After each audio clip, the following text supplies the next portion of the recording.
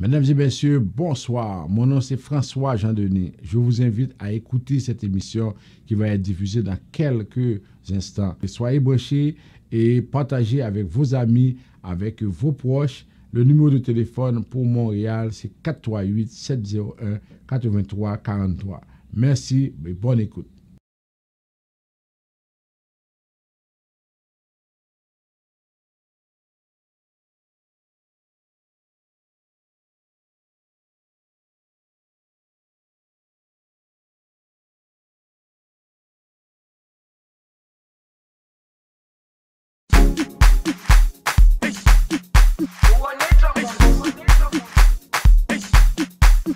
Multiservices sans frontières met à votre disposition une panoplie de services. Préparation de CV, recherche d'emploi, préparation et déclaration d'impôts provinciales et fédérales.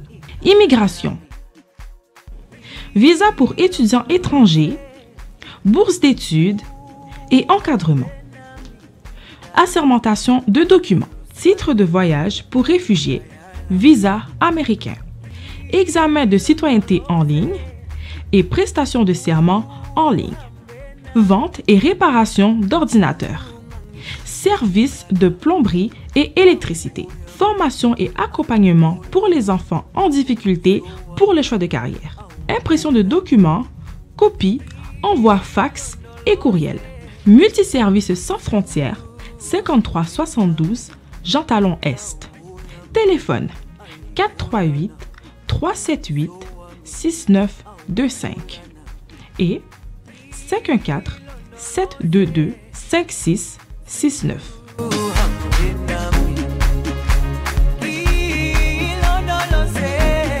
Ou al fait affaire avec une compagnie de green gauche tête bobèche pour régler dossier immigration au Canada pour te faire économie bout de chandelle ou vinn plein on prend refus parce que dossier mal préparé, formulaire t'es mal rempli ou même qui te voulait ça me t'es parlé. Tu vois, pour le même genre de dossier, Ti George WhatsApp, Fanny, Madame Joe Facebook et moi-même avions tous obtenu satisfaction pour avoir fait affaire avec Vision Max Service, cabinet spécialisé en immigration. Vous qui rêvez d'immigrer, d'étudier au Canada ou tout simplement de visiter le pays, Vision Max Service. Vous comptez demander un super visa, venir investir ou vous établir en tant que travailleur qualifié. Vision Max Service, un label de qualité. Vision Max Service, c'est le travail de professionnels qui étudie, traite, suivent votre dossier. Il vous conseille, vous encadre, vous accompagne dans toutes vos démarches pour des résultats 100% excellents. 273 Lalu, coin Ruelle Vaillant, Port-au-Prince, téléphone 48 20 78 18 22 09 76 82. Mesdames et messieurs, bonsoir et bienvenue à votre émission Tout savoir sur l'immigration. Le même plaisir de vous retrouver pour vous présenter cette dernière édition pour le mois de janvier 2022. Mon nom c'est François Jean-Denis, consultant canadien accrédité en immigration. À la mise en onde de notre ami Yvon Chéry. Nous sommes avec vous sur plusieurs plateformes. D'abord sur www.radioimmigration.com, sur la page Facebook de Vision Max Service, sur Radio Solidarité à Port-au-Prince, Radio Macaya dans le Sud, Radio Télé-Express à Jacmel, Radio Continental à Boston. Vous pouvez également suivre cette émission en composant le 438-701-8343, le 518-906-1857. Et c'est toujours un plaisir pour nous de partager avec vous les informations récentes en immigration parce que c'est ce qui va vous permettre de prendre les bonnes décisions. Et souvent, comme on dit, l'information c'est le pouvoir. Quand vous n'avez pas les bonnes informations, vous pouvez vous tromper, vous pouvez aller dans des directions qui ne sont pas correctes. Alors, on veut éviter que vous soyez dans cette situation-là. C'est pourquoi on prend le temps, samedi après samedi, on est là avec vous, fidèles au poste, pour pouvoir vous présenter cette émission-là. Et en même temps, les mardis, les jeudis soirs à 7h PM, on fait également un résumé sur la page Facebook de Vision Max Service. Ce soir, à cette émission, nous avons plusieurs points à partager avec vous. D'abord, nous allons vous parler de la COVID, des répercussions, mais ce qui domine l'actualité aujourd'hui, c'est la manifestation des camionneurs, parce que le gouvernement américain d'abord et le gouvernement canadien ensuite, les deux ont décidé que les camionneurs soient vaccinés s'ils ne veulent pas aller en quarantaine pendant qu'ils font le parcours, le trajet entre les États-Unis et le Canada. Alors, en fin de semaine, jusqu'à lundi peut-être, tous les camionneurs se trouvent dans plusieurs coins du pays, et notamment à Ottawa, la capitale fédérale. Vous allez voir, mais le Premier ministre dit que non, on ne va pas bouger. Les camionneurs doivent être vaccinés s'ils ne veulent pas éviter la quarantaine. Ensuite, on va vous parler des nouvelles. On a beaucoup de nouvelles à partager avec vous. On va revenir sur la question des permis d'études, les taux de refus qui sont vraiment exagérés. On parle de 80% d'Africains francophones qui se font refuser un permis d'études ici au Canada. C'est grave, extrêmement grave. On va parler également des délais de traitement pour les anges gardiens. Après plus d'1 an, il y a beaucoup de personnes qui ne peuvent pas avoir leur résidence permanente. On parle de 30 à 40% de personnes qui ont pu obtenir la résidence permanente.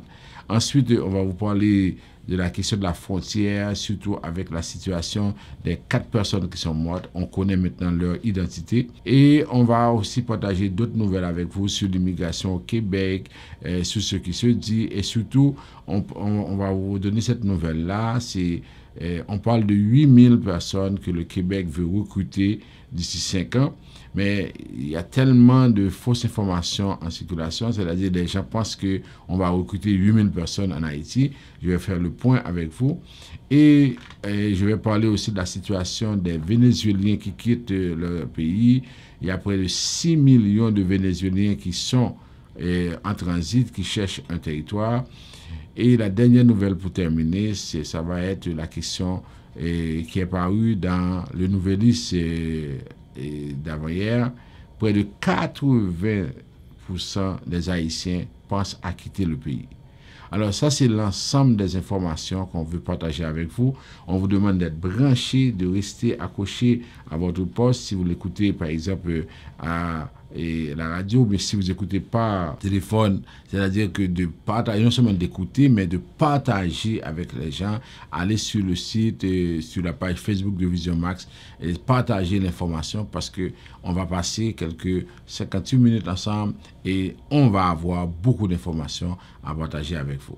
Alors on prend la première pause à l'émission, tout de suite après on va y revenir pour la suite du programme.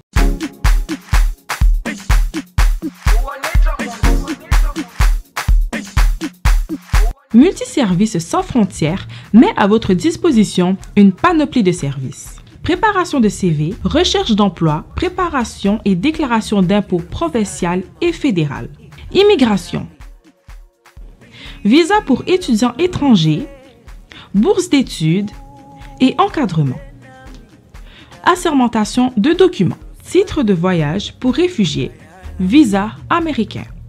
Examen de citoyenneté en ligne et prestations de serment en ligne. Vente et réparation d'ordinateurs.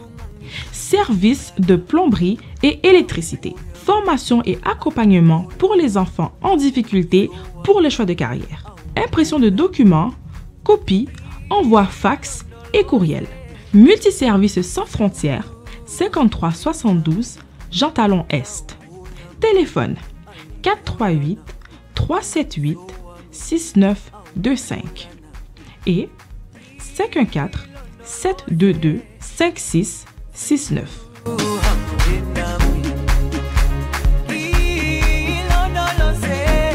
Vous suivez votre émission Tout savoir sur l'immigration. On vous rappelle les numéros de téléphone pour nous rejoindre. 438-876-9398, 438-382-9398.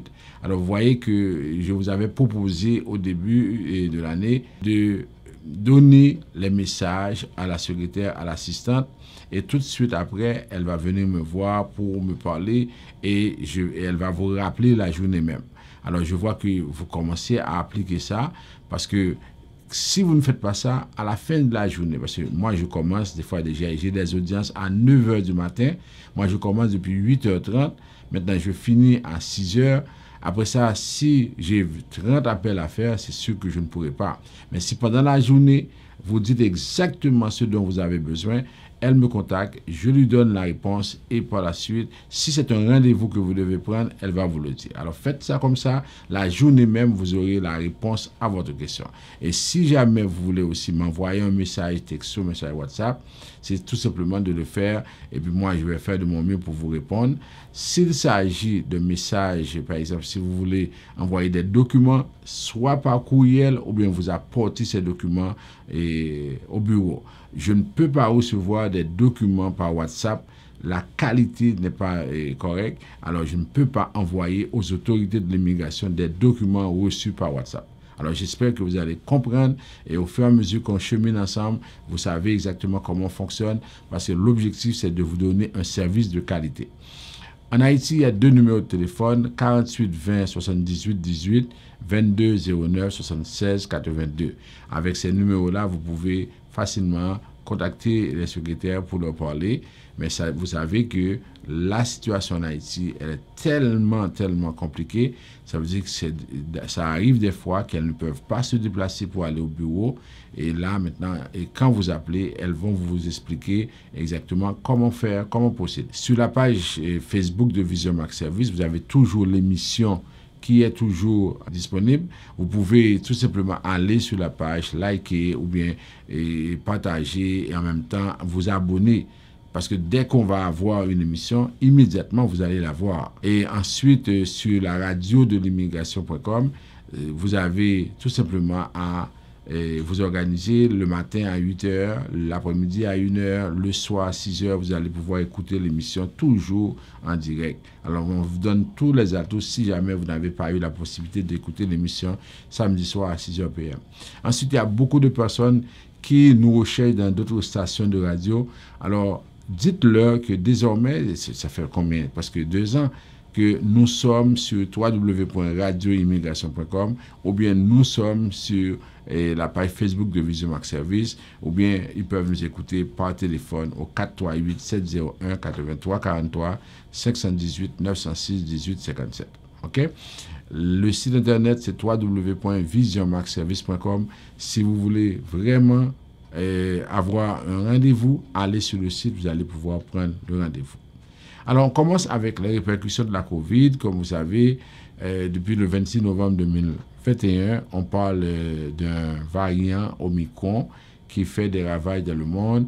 Alors, c'est sûr que à la fin du mois de décembre, jusque dans les dernières semaines de janvier, on parlait de beaucoup de dégâts, mais d'une façon qu'on ne peut pas expliquer, ça commence à baisser. C'est comme si on a atteint le pic et là maintenant on va déconfiner. Lorsqu'on veut confiner, c'est que ça fait des ravages. Et puis quand on veut déconfiner, on trouve une façon pour dire que ça a baissé. Alors, tous les gouvernements, notamment le gouvernement du Canada et tous ces gouvernements-là ont pris des dispositions pour pouvoir régler cette question-là. Ils ont pris des dispositions pour pouvoir réglementer les questions de voyage. Alors, si vous devez voyager, vous êtes à l'étranger, vous voulez voyager, sachez que il y a des mesures qui sont obligatoires avant de rentrer au pays. Et c'est pourquoi il faut prendre ces dispositions. D'abord, on dit que tous les voyageurs qui sont admissibles doivent recevoir des vaccins. On est rendu à 3 doses, mais ils disent que c'est 2 doses et un rappel. Ils ne veulent pas appeler ça une 3e dose. Et on est rendu à 2 doses plus un rappel. Quiconque n'a pas reçu une liste complète de vaccins présente un risque accru d'être infecté par le virus responsable de la COVID. Et là maintenant, le gouvernement dit on ne veut pas, parce que le rôle du gouvernement, c'est de protéger les Canadiens de toutes les façons. C'est-à-dire que contre les criminels, contre les personnes qui peuvent venir pour faire n'importe quoi, et en même temps contre les risques d'être malades, d'être infectés, tout ça. Alors, on dit qu'avant de partir, vous ne voyagez pas si vous présentez des symptômes de la COVID, même s'ils sont légers. Okay? On vous dit de ne pas voyager. Ensuite, si vous avez été en contact étroit avec une personne qui pourrait être atteinte de la COVID, à l'absence de maladie, si vous devez voyager, il faut vérifier les exigences relatives au dépistage de la COVID. Alors, les conseils aux voyageurs et les avertissements du gouvernement canadien, assurez-vous que vous serez en mesure d'obtenir un test moléculaire de dépistage afin de satisfaire aux exigences du Canada. Surveillez et examinez fréquemment les exigences et exemptions. Ça peut changer d'un moment à l'autre. Trouvez les coordonnées de l'ambassade ou du consulat du Canada le plus près de votre destination. Tenez compte de la disponibilité et du coût potentiellement élevé des services médicaux adéquats à votre destination. Vérifiez auprès de la compagnie d'assurance voyage et assurez que vous êtes couvert. Assurez-vous que vous remplissez les exigences requises pour prendre un vol au Canada si vous voyagez par avion et prévoir tout retard lié à votre retour, y compris les répercussions financières. Pendant votre voyage, demeurez informé de la situation concernant la COVID dans la région où vous vous trouvez. Ensuite, isolez-vous pendant 10 jours si vous présentez des symptômes de la COVID. Sachez où vous pouvez accéder à des soins médicaux, y compris un test de dépistage de la COVID. Utilisez toujours simultanément plusieurs mesures de prévention personnelle, peu importe votre statut vaccinal. Ensuite, portez de façon appropriée un masque bien conçu et bien ajusté. Maximisez la distance par rapport aux personnes ne faisant pas partie de votre ménage immédiat. Évitez les salutations communes comme les poignées de main, surtout pour les gens qui voyagent en Amérique latine, en Afrique, en Haïti. Limitez le contact avec les personnes susceptibles de présenter une forme grave de la maladie. Lavez-vous les mains souvent à l'eau tiède courante et au savon. Évitez de vous toucher les yeux, le nez ou la bouche lorsque vos mains ne sont pas lavées. Et on vous dit que lorsque vous allez retourner au Canada, vous ne devez pas voyager si vous tombez malade et présentez des symptômes. Et en même temps, on vous dit que si vous respectez tout ça, à ce moment-là, vous êtes en situation de voyager. Alors, les gens qui peuvent voyager sont les citoyens canadiens, les résidents permanents, les personnes protégées, statut de réfugiés. Toutes ces personnes-là sont autorisées à entrer au Canada. Les personnes qui sont entièrement vaccinées peuvent être autorisées à entrer, et pour un voyage discrétionnaire également. Parce que vous savez, à un moment bien déterminé, on ne permettait pas aux étrangers de rentrer au pays. Il a fallu avoir des autorisations à ce niveau-là. Alors, et tout ceci fait partie de la décision du gouvernement. Il y avait un décret qui a été pris et on dit que, et malgré tout, c'est que la décision de voyager, d'entrer dans ce pays dépend de l'agent au point d'entrée. Par rapport à la COVID, on apprend, comme j'ai dit à l'introduction, que les camionneurs sont en colère. On comprend qu'il y a un commerce entre les États-Unis et le Canada qui se fait par voie terrestre. Et lorsque ce commerce se fait, c'est sûr que c'est des milliards de dollars qui sont en jeu. Alors, le gouvernement américain avait décidé d'abord d'imposer la vaccination obligatoire pour les camionneurs qui font le trajet. Le gouvernement canadien immédiatement a pris la même décision. Et là maintenant, on dit aux camionneurs, si vous n'êtes pas vacciné, de retour, vous allez être en quarantaine pendant 14 jours. Est-ce que vous comprenez ça? Un camionneur qui a seulement comme travail de transporter des marchandises, de faire le va-et-vient États-Unis-Canada, s'il vient, par exemple, il rentre au Canada le 1er, avant le 15, il ne peut pas retourner. Et s'il retourne le 16 aux États-Unis, il retourne le 17, ça veut dire qu'il va faire encore 14 jours. Ça complique la situation. Alors, ces camionneurs-là ont décidé de manifester, de se présenter à plusieurs points au Canada. Actuellement, au moment où l'on se parle, ils sont devant le Parlement canadien, et parce que les députés reprennent les activités lundi prochain. Alors, M. Trudeau, qui est le Premier ministre du Canada, il dit qu'il ne va pas reculer parce que la plupart des camionneurs sont vaccinés.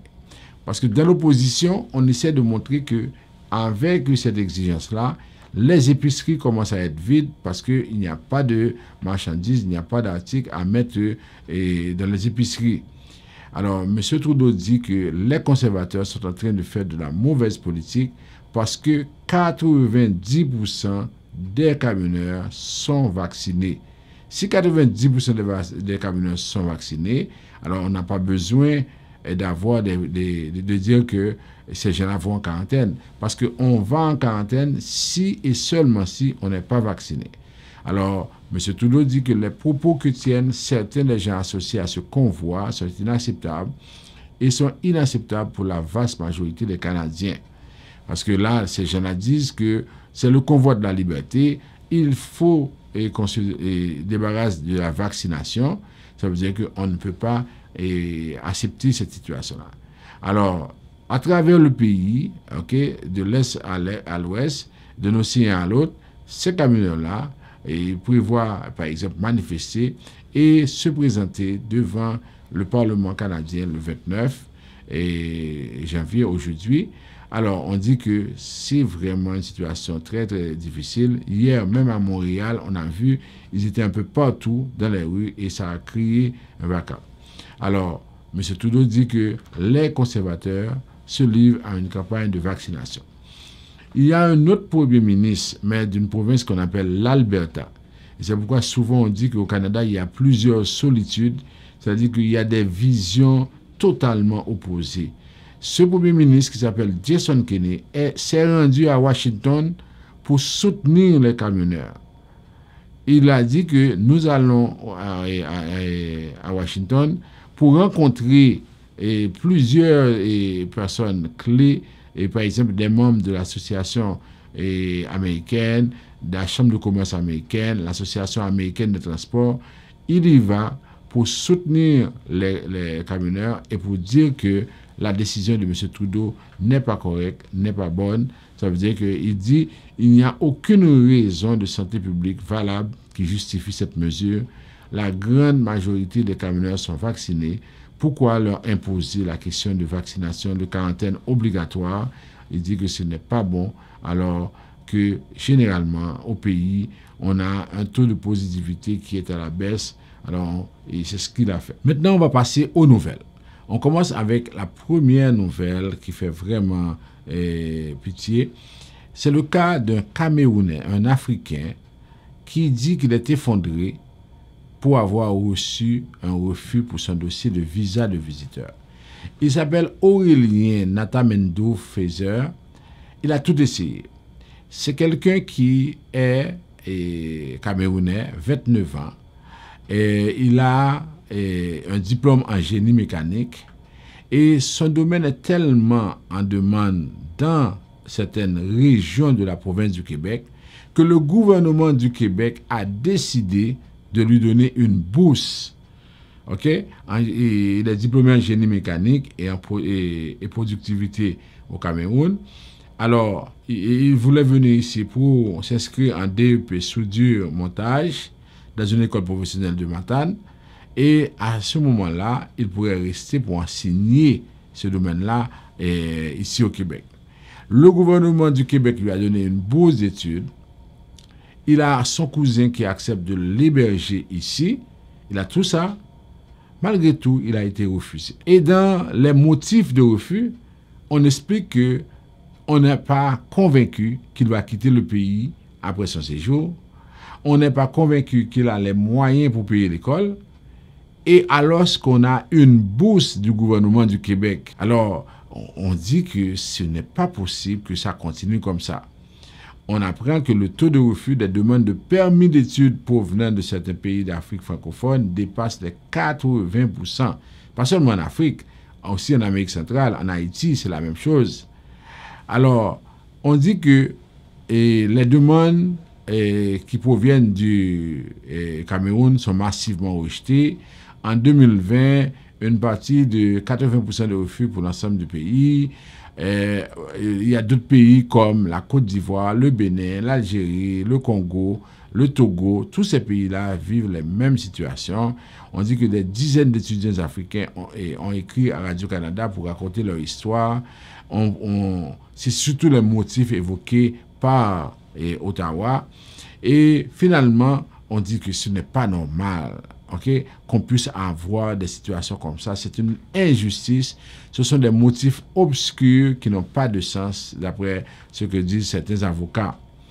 Et normalement, ce sont des gens qui sont jeunes, qui sont des cadres, qui viennent ici. Et même s'ils restent au pays, c'est un plus, c'est un atout pour le pays. On ne comprend pas ce qui peut se faire.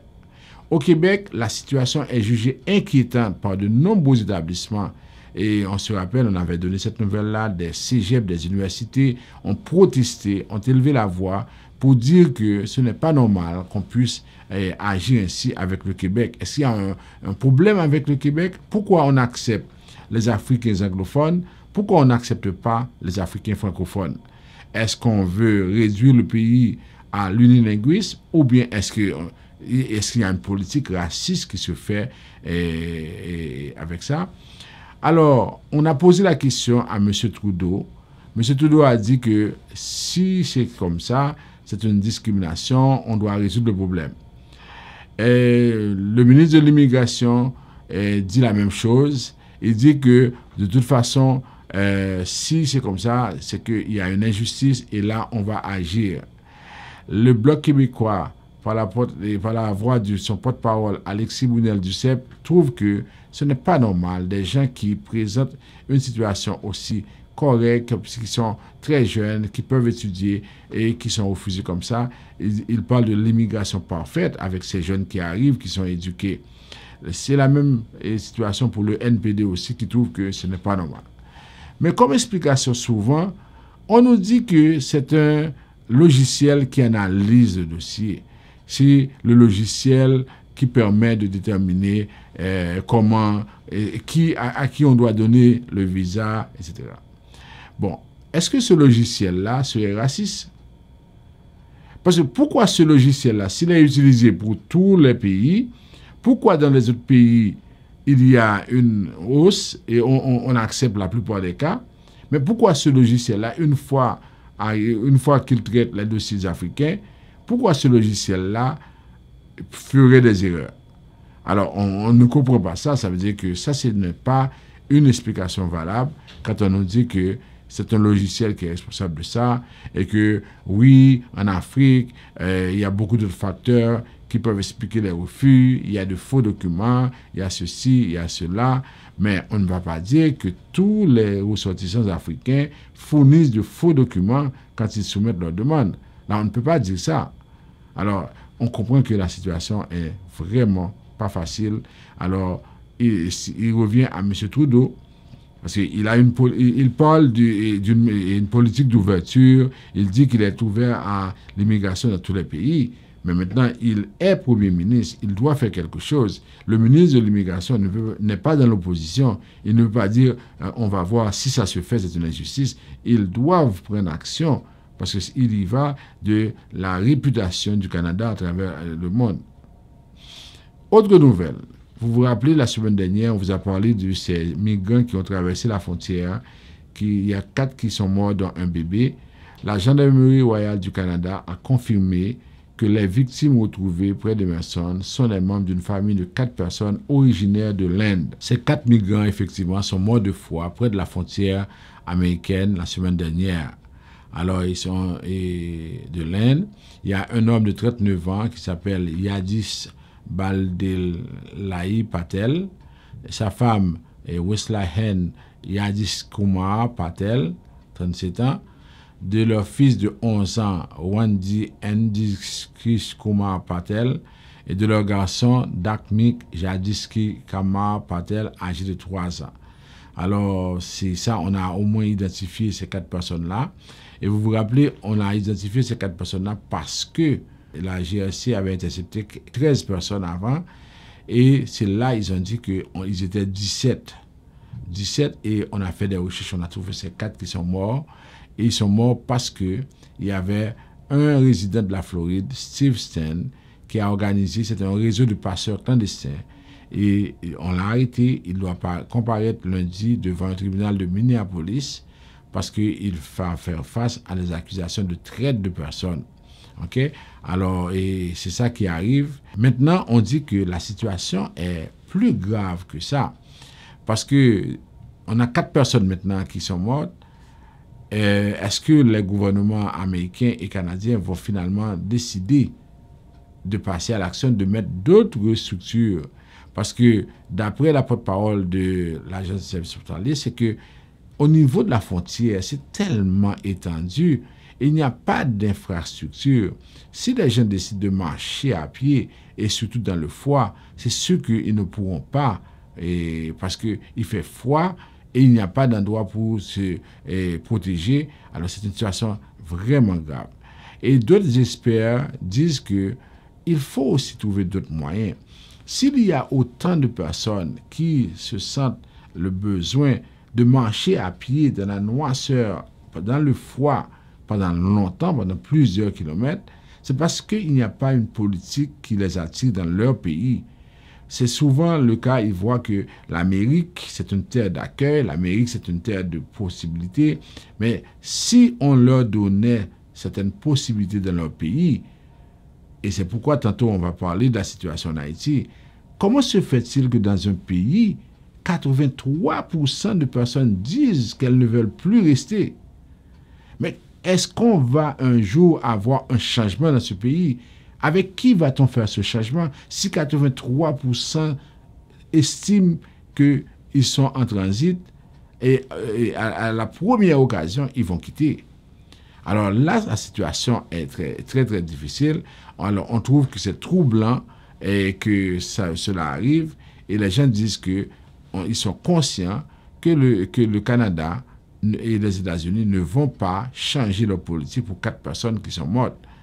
Ça prend peut-être plus de personnes qui sont mortes. Est-ce qu'on est obligé d'avoir plus de cadavres pour qu'on réalise? Parce que si ces gens-là pouvaient traverser la frontière pour venir à un point d'entrée, peut-être qu'ils sont recherchés par les Américains, par le gouvernement américain, et peut-être que s'ils étaient passés à la frontière officielle, on leur aurait refusé l'accès. Alors, ça veut dire qu'il y a un problème quelque part. Et ensuite, on dit, si on veut régler le problème en amont, il faut mettre des investissements dans leur pays. Chaque fois, vous entendez des caravanes qui sortent de l'Amérique centrale. Vous voyez des cas de personnes. Et là, on nous présente aussi des cas de personnes qui ont pris des petits bateaux de fortune pour se rendre à Miami.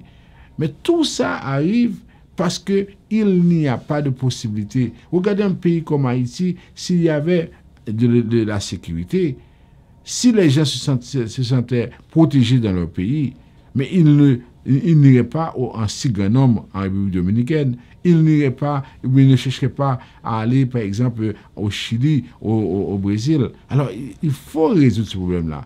Or, on sait que le problème de la sécurité, c'est-à-dire ça vient surtout des Américains, des États-Unis, parce que c'est là que les armes sont achetées et c'est là qu'on transporte les armes vers Haïti. Alors, et pour cette frontière-là, les experts disent qu'on doit trouver une solution et ce n'est pas normal. On sait que c'est un défi de taille parce qu'il faut chercher à résoudre une situation comme ça, mais ce n'est pas aussi simple parce que on n'a pas d'infrastructure, on n'a pas une volonté non plus. Et par exemple, M. Trudeau avait dit qu'on va renégocier l'entente sur les pays tiers sûrs. Qu'est-ce qui va se passer? On ne sait pas, mais la situation, elle est vraiment, vraiment compliquée par rapport à ça. On doit repenser la surveillance de la frontière, on doit trouver des solutions pour pouvoir résoudre. Maintenant, on apprend comme autre nouvelle, on apprend que les seuils d'immigration sont responsables pour la plupart d'un problème de logement au Canada. On dit qu'avec l'arrivée des libéraux au pouvoir, il y a eu plus d'immigrants au pays. Et ça fait une pression sur le marché immobilier. C'est ce que le premier vice-président et économiste en chef de la Banque Scotia a dit. Il dit depuis 2015, le Canada accueille en moyenne 300 000 nouveaux arrivants par année, contre environ 250 000 précédemment. Et Justin Trudeau promet de gonfler ce chiffre à 400 000 pour un total de 1,2 million de personnes d'ici 2023, excusez-moi. Pourquoi laisser entrer autant de gens si nous n'avons pas où les loger? C'est ce que Philippe Corse, analyse de l'Institut Macdonald-Laurier et ancien économiste en Statistique Canada. La libérale Julie a expliqué que l'immigration est la clé pour la croissance économique du pays, spécialement maintenant que nous avons une pénurie aiguë de main-d'œuvre. Mais l'emploi n'est pas tout. Sans logement accessible, ces familles se retrouvent dans des situations précaires. Des familles immigrantes, parfois 7 personnes, n'ont d'autre choix que de vivre dans un condo et d'une chambre, a indiqué Sarah Raza de l'Alliance canadienne pour mettre fin à l'itinérance, décriant la construction massive de petits appartements et non pas de logements familiaux. Et Moutaza Hader, professeur de gestion immobilière à l'université Raison, a souligné qu'il y a une adéquation entre la croissance démographique et la construction de logements au Canada depuis plusieurs décennies. Il se construit aujourd'hui 5 000 à 6 000 unités par million d'habitants, soit 2 fois moins que dans les années 70. On parle de logement, de problème de logement. En réponse à la crise, Ottawa a investi 3,7 milliards de dollars dans sa stratégie nationale pour le logement, mais ceci n'aide pas les familles qui en ont le plus besoin. C'est ce que Véronique Laflamme, du Fonds populaire en réaménagement urbain, a fait savoir. On finance des logements dits abordables, mais ça donne des loyers à 2 000 $ par mois, plaidant pour la construction de logements sociaux. Or, en 2019, Statistique Canada indiquait que les nouveaux arrivants gagnaient à Toronto un revenu médian annuel de 29 600. Il faut à ce moment-là gagner 200 000 $ par an pour accéder à la propriété. Alors, on dit que là, il faut trouver une solution parce que les prix se sont encore envolés et il sera de plus en plus difficile d'acheter une maison puisque la Banque centrale devrait augmenter le taux directeur de 2% dans la prochaine année pour calmer l'inflation. Il y a un autre article qui parle de l'immigration, mais c'est au Québec et c'est une question qui est posée. Est-ce que l'immigration est essentielle à notre survie au Québec?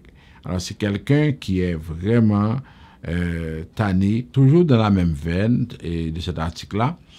On a un autre qui est d'un ressortissant du Québec qui se demande si l'immigration est essentielle à la survie au Québec. Et lui, il explique que par la force des choses, on accueille beaucoup de personnes et ensuite on doit leur donner beaucoup de services, aide à l'accueil, aide au logement, aide à l'apprentissage. On dit que les pays d'où proviennent ces gens-là ont-ils autant de bienveillance que nous à l'égard de leurs citoyens?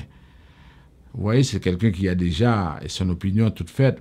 Il dit que le Québec reçoit des gens, leur donne des services que les pays d'où ils proviennent ne donnent pas. On dit que l'intégration, pour lui, il dit l'intégration ne se fait pas dans les deux sens. Nous n'avons pas à vivre à leur manière. À Rome, on vit comme les Roumains. On peut concéder certains points sans impact majeur, sans plus. Et on ne demande pas une intégration dans 2, 5, 10 ans, mais à la 2e ou 3e génération, cela devrait être accompli. Alors il dit que quand les gens arrivent ici, les Québécois font tout pour les aider, mais cependant, ce n'est pas ça l'intégration. Et il se pose la question comment ça peut aider, parce que normalement, ces gens-là qui arrivent vont venir et après un certain temps, ils ne vont pas mettre des enfants au monde. Et là, normalement, la solution n'est pas de faire venir des gens pour l'immigration. Là, on parle de quelqu'un de la droite, un raciste aussi, parce que il dit que la faute appartient normalement aux Québécois surtout, qui devraient avoir plus d'enfants.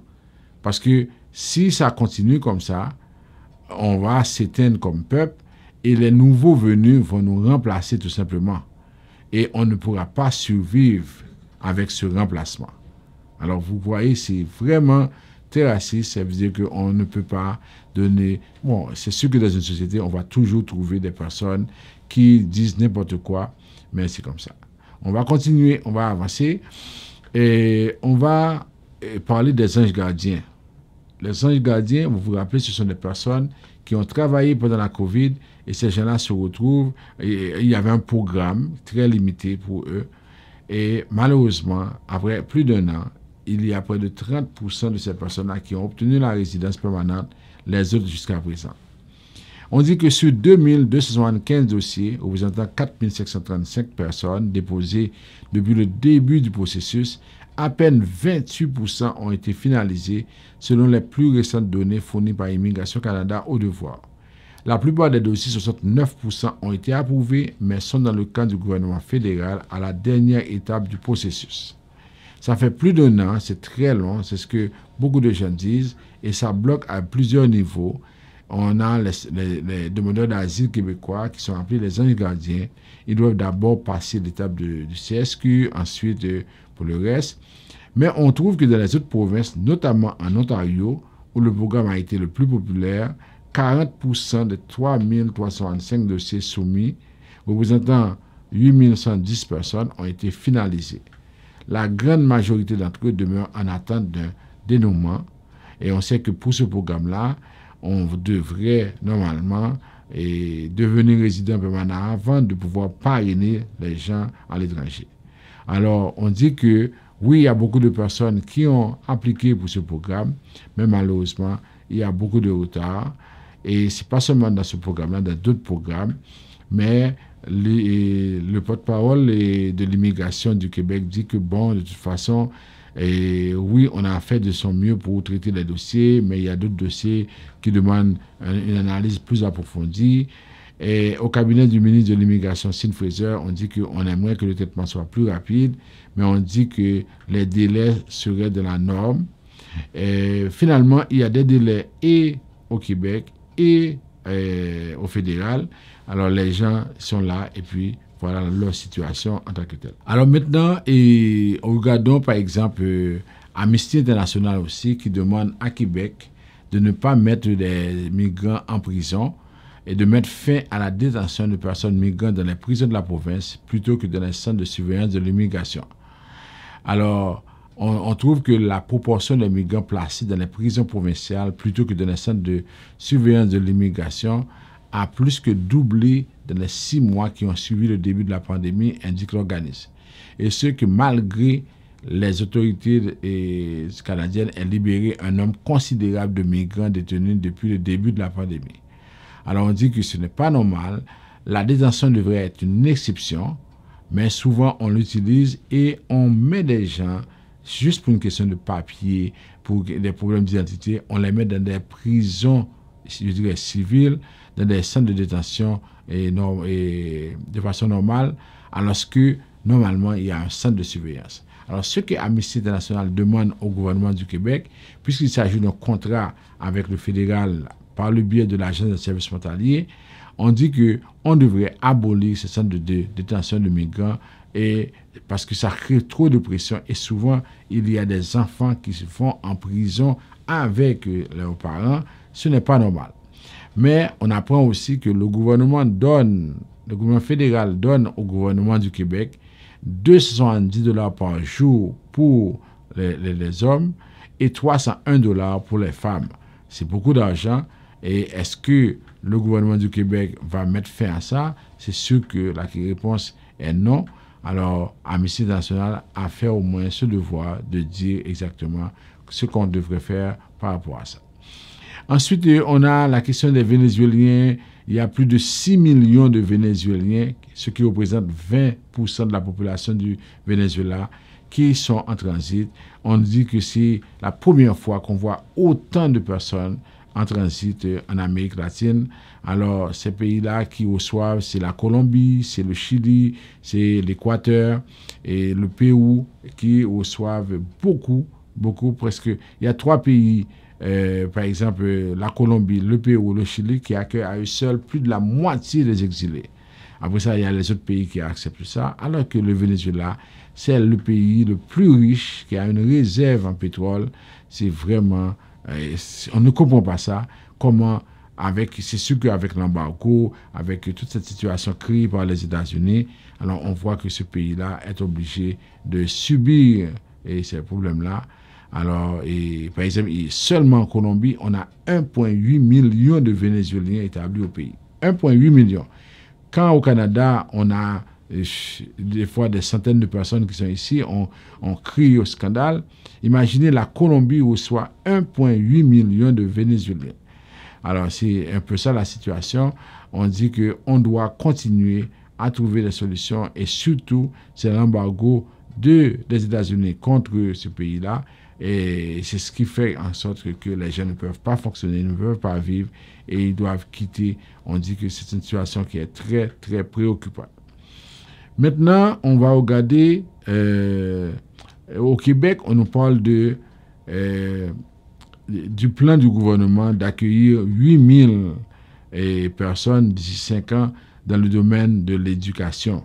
Alors, on en parle parce que j'ai trouvé tellement de personnes qui m'appellent pour me dire oui, et on a vu sur le site que le gouvernement est en train de recevoir beaucoup d'immigrants.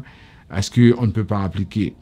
Parce que ce que vous devez savoir, chaque fois que vous voyez quelque chose sur les sites Internet, il faut prendre le temps de les analyser. Québec veut trouver 8000 travailleurs de plus en éducation, mais cependant, on va chercher d'abord des personnes qui sont retraitées et après, on va organiser des rencontres en Belgique et en France pour recruter. Alors, sur le site, vous n'avez pas vu qu'on a demandé à des personnes en Haïti d'appliquer et vous n'avez pas vu non plus que Québec va organiser des rencontres en Haïti pour recruter des gens. Alors, il faut bien comprendre ça, c'est qu'on a une situation assez difficile et c'est 8000 personnes et on n'a pas Haïti dans la liste. Dernière chose pour terminer, c'est cet article du journal Le Nouvelliste qui a fait savoir, ça veut dire que d'après une enquête que l'Observatoire citoyen, l'Observatoire citoyen a réalisé, plus de 80% des Haïtiens rêvent de quitter le pays. C'est ce que l'enquête a révélé. Alors, l'Observatoire citoyen pour l'institutionnalisation de la démocratie, en partenariat avec NDI, l'USAID, ils ont fait savoir que près de 82% des Haïtiens rêvent de quitter le pays. L'enquête a été réalisée sur le terrain du 9 au 17 octobre 2021 et c'est comparable à une enquête réalisée par l'OCID en 2015. Alors, il y a une hausse du taux de citoyens qui se disent vraiment inquiets pour leur avenir et qui demandent tout simplement de quitter le pays. Alors, c'est ça la question. Peut-on avoir une autre Haïti quand il y a autant de personnes qui ne veulent pas rester dans le pays? Alors, et ça c'est la question à laquelle je n'ai pas de réponse et ça devrait nous faire réfléchir. On va s'arrêter là et on prend la pause et par la suite, on va revenir avec le rappel des nouvelles les plus importantes.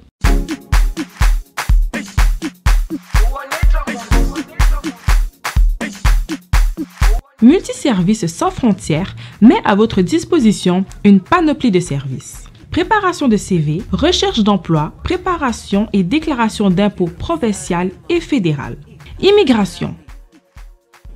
Visa pour étudiants étrangers, bourse d'études et encadrement. Assermentation de documents. Titre de voyage pour réfugiés, visa américain.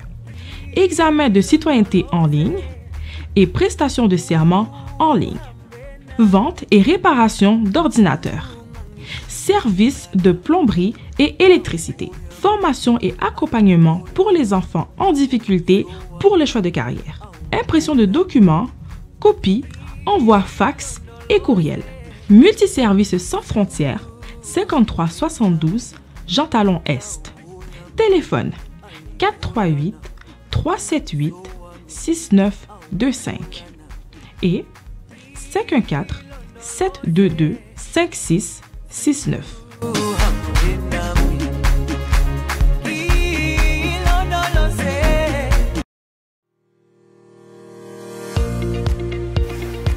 À Jedmatic, la satisfaction de nos clients est notre priorité. Je suis Wilner Maxi. Nous avons pris le service avec cette prestigieuse compagnie Jetmatic pour monter notre radio web.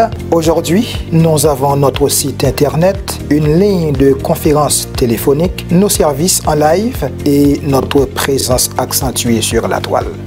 Nous sommes très fiers de travailler avec Jetmatic. Pour tous vos besoins numériques, nous vous proposons Jetmatic, le choix idéal et logique. Nous sommes là pour tous vos besoins numériques.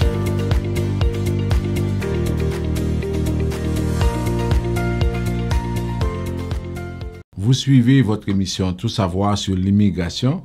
Alors maintenant, pour le rappel des nouvelles les plus importantes, alors des fois, je ne sais plus quoi vous dire parce que semaine après semaine, vous suivez l'émission.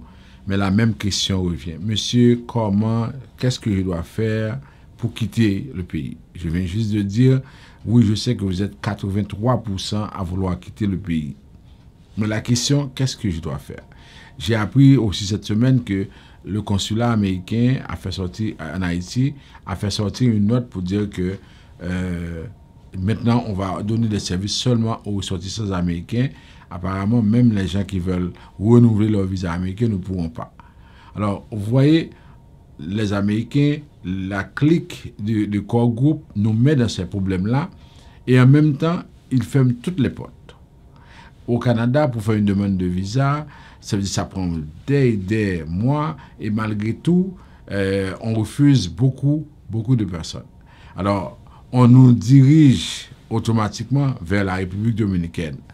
Je comprends votre situation.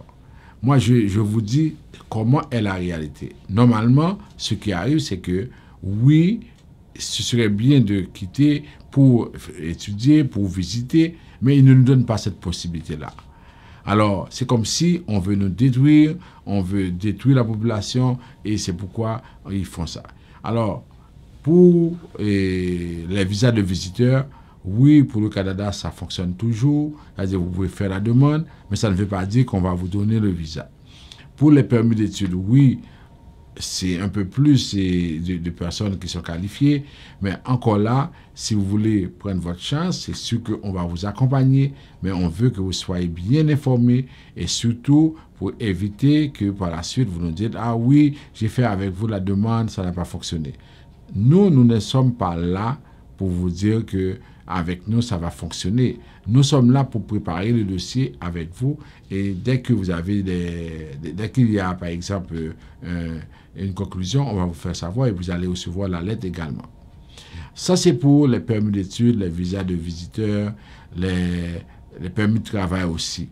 De plus en plus de personnes m'appellent pour me dire est-ce que les compagnies ne peuvent pas donner une offre d'emploi? Est-ce que vous ne pouvez pas trouver ça pour nous? Nous sommes en pleine pandémie. Il y a beaucoup de compagnies qui sont fermées avec la pandémie. Il y a beaucoup de compagnies qui sont en faillite. Aujourd'hui, si une compagnie veut avoir quelqu'un, cette compagnie-là ne va pas attendre 6 mois avant d'avoir cette personne-là. Parce que c'est ça le drame aussi. Une compagnie ne peut pas vous envoyer une lettre et vous dire allez avec cette lettre à l'ambassade pour avoir le visa. La compagnie doit faire les démarches ici pour avoir l'autorisation des services concernés avant que vous puissiez vous rendre à l'ambassade. Et même lorsque vous allez à l'ambassade avec cette lettre-là, il n'y a rien qui garantit que vous allez avoir le visa. Alors, si la compagnie X veut embaucher une secrétaire, veut embaucher un comptable, nous sommes au mois de janvier. Si elle commence les démarches maintenant, ça va prendre au moins 6 à 8 mois avant d'avoir cette personne-là. Vous pensez qu'une compagnie qui a besoin d'un comptable va attendre 7 mois, 8 mois? Elle va faire de son mieux pour trouver sur place quelqu'un. Alors, lorsque vous êtes à l'étranger, quand vous me dites que oui, on pourrait venir, je sais que vous êtes capable de travailler. Mais cependant, les conditions ne sont pas évidentes. Dans d'autres provinces, c'est un peu plus facile. Mais par exemple, comme au Nouveau-Brunswick, au Manitoba, tout ça. Mais là, c'est à vous de faire des recherches suivant votre domaine pour essayer de voir si oui ou non vous pouvez obtenir une offre et si vous êtes sélectionné, si vous êtes une personne qui a été choisie, désignée par la province. Pour les cas de résidence permanente, pour les personnes qui veulent, et par exemple, faire des permis, des travailleurs qualifiés, par exemple, ce qu'on vous dit, c'est que pour travailleurs qualifiés, bon, ça ne change pas. On attend que le gouvernement québécois puisse accélérer le processus, parce que cette année, on a dit qu'on va augmenter le nombre. Pour les cas de parrainage, alors pour les cas de parrainage, ce qu'on vous dit, c'est qu'aujourd'hui, parrainage de conjoint, si vous voulez faire la demande, tout ce que vous avez à faire, c'est de vous organiser pour pouvoir démontrer que la relation est de bonne foi. Je vois de plus en plus de personnes qui viennent aussi avec des cas d'enfants qui n'étaient pas déclarés. On vous a toujours dit que si votre enfant n'a pas été déclaré dans la demande, c'est fini, vous ne pouvez plus la faire venir. Et ensuite, pour les cas de, par exemple, de personnes qui veulent parrainer leurs parents, en 2022, on devrait avoir la date Mais aussi longtemps qu'on n'a pas la date, on ne peut pas vous l'annoncer. Et encore là maintenant, je dis aux gens, même si vous êtes sélectionné, si vous n'avez pas de revenus, vous ne pouvez pas parrainer vos parents.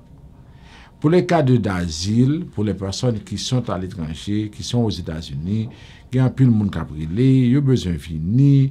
Mais en plus de ça, il y a des gens qui parlent avec eux maintenant, ils veulent venir faire asile, mais un seul bagage qui est dans la tête, pour eux-mêmes, de vous parler de Haïti, c'est déjà un motif de persécution. Ça, c'est ça que dans la tête, non. Mais dans la Convention de Genève, là, pas gain Haïti comme motif. Alors, on a dit, oui, mais depuis que je suis venu, je dit que les États-Unis, je dit, mais, première question pour le poser, pour qui ça vous voulez faire de mon asile là? Oh, m'a dit, c'est Haïtien mieux, je suppose, c'est déjà assez.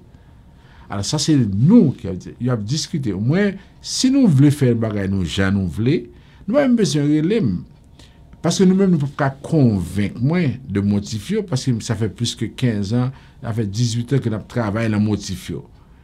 Alors, on ne peut pas convaincre moi que le fait que soit Matissan, le fait qu'on soit à Port-au-Prince, et le fait qu'on soit au CAI, dans le tremblement de terre là, et que ça suffit, et vous pouvez faire asile avec lui, nous ne pouvons pas convaincre moi de ça, parce que c'est pas dans la convention. Alors, la convention, il y a 6 motifs, et alors il y a 5 motifs, et puis il y a l'autre motif que ajouté pour les menaces à la vie, ça va être 6. Et nous-mêmes, nous avons dit que sous base ça, sous le fait de maintenant, mais ça, il faut entrer dans une motif. Alors, il y a des gens même qui voulaient venir juste pour parer la pluie. Ça veut dire que le pays n'est pas bon, ils auraient été là. Mais après ça, j'ai le passé, JPP a fait. Mais il y a d'autres gens qui arrivent aux États-Unis, par exemple, on a dit, ah, moi-même, moi j'ai un TPS, moi correct. Mais on connaît que TPS, ça sont temporaire lié.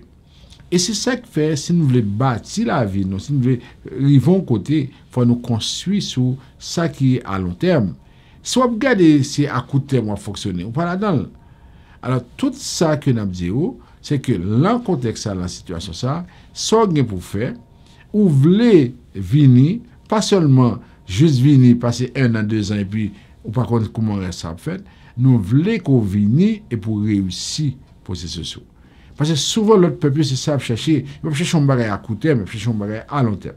Sous besoin d'un processus à long terme qui est vraiment côté ou bien préparé pour aller dans l'audience, nous là comme référence pour vous. Mais si vous-même, si un bagage vous voulez comme ça, vous avez besoin de nous parce que nous ne pouvons pas travailler avec le monde pour comme ça. Nous-mêmes, premier demande de faire, c'est pour marcher, nous n'avons pas besoin de 2, nous n'avons pas besoin de 3. Nous travaillons avec mon pour que le premier demande fonctionne normalement. Nous comprenons? Alors, et pour demande humanitaire, c'est la même chose également. Pour demande humanitaire, pour tout le monde qui a besoin de faire demande, nous disons, allez, faire demande là, et puis planifier nous pour que nous venions dans la situation que au moins demande ça passer. Si nous pas fait ça, c'est sûr que nous avons arrivé dans la situation côté demande nous à refuser. C'est pas normal pour que nous finissons un échec déjà à l'asile et puis pour nous marcher d'échec en échec. Je veux dire, souvent, ça veut dire que l'erreur est humaine, mais persévérer dans l'erreur est diabolique. Nous allons mettre fin à l'émission parce que le temps passe tellement vite, mais on veut vous rappeler que il y a aussi une entreprise qui fait affaire avec nous, qui peut vous aider aussi pour tout le monde qui a besoin, par exemple, faire titre de voyage, pour tout le monde qui est dans la communauté, qui n'a pas un ordinateur, qui est souvent pas même capable de aller chercher une adresse email, qui n'est pas capable de faire rien dans ce sens. Alors, nous avons une entreprise qui est les multiservices sans frontières, qui est là, qui est capable d'aider nous, non seulement faire demande visa américain, faire demande titre de voyage si nous qualifions, acheter ordinateur, faire impôt pour nous très bientôt. Alors, là, pour offrir un pile service, prendre temps pour nous tendre des publicités à cap fait là, parler ça à examen nous, dire ça parce que souvent, mon yo pas connaît ça. Il y a des gens qui ont voulu demande pour faire examen citoyenneté, pour y aller passer, faire prestation serment. Ils ne connaissent pas. Et moi, je dis nous ça une fois, ils ont envoyé une adresse par mon ils dit par Zoom, ils prennent un taxi pour la demander chauffeur taxi à qui côté Zoomier dans cette ville là. Alors, c'est des bagages comme ça qui arrivent, c'est que tant, mais malheureusement, il y a un pile de monde qui est déjà ici, que tant pas changé pour eux, qui est toujours dans le traditionnel. Alors, partagez ça avec nous. Dites si vous avez besoin, par exemple, information pour faire un titre de voyage, pour faire un visa américain, monde qui finit passer. Si vous avez besoin d'informations pour être capable d'acheter un ordinateur, réparer un ordinateur, si vous avez besoin d'informations pour impôt, si vous avez des gens dans la société, comme si vous avez des gens, par exemple, qui ça pour faire comme orientation de carrière avec eux. Bureau ça a aidé. Nous connaissons les gens qui sont dans eux, et nous connaissons les gens sérieux, Vision Max a marché avec eux, et ça fait nous dire, nous, fait ça, relais le numéro d'attendre publicité, et puis, le travail du lundi au vendredi, nous avons joindre des résultats ensemble avec eux. Alors, merci d'avoir été à l'écoute pour cette émission-là. Alors, on sera là mardi soir à 7h PM pour un résumé de l'actualité, jeudi soir pour un autre résumé, et samedi pour la grande messe. Les numéros de téléphone pour écouter l'émission 438 701 83 43 518 906 18 57. Alors, bonne soirée, merci à Yvon Chéri et à la semaine prochaine.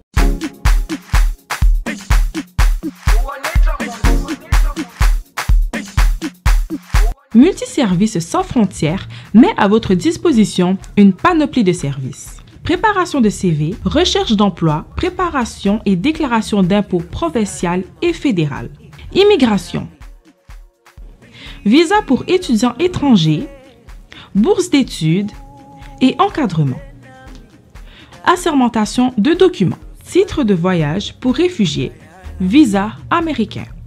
Examen de citoyenneté en ligne et prestation de serment en ligne. Vente et réparation d'ordinateurs. Services de plomberie et électricité. Formation et accompagnement pour les enfants en difficulté pour le choix de carrière. Impression de documents, copie, envoi fax et courriel. Multiservices sans frontières, 53 72 Jean Talon Est. Téléphone 438 378 6925 et 514 722 5669.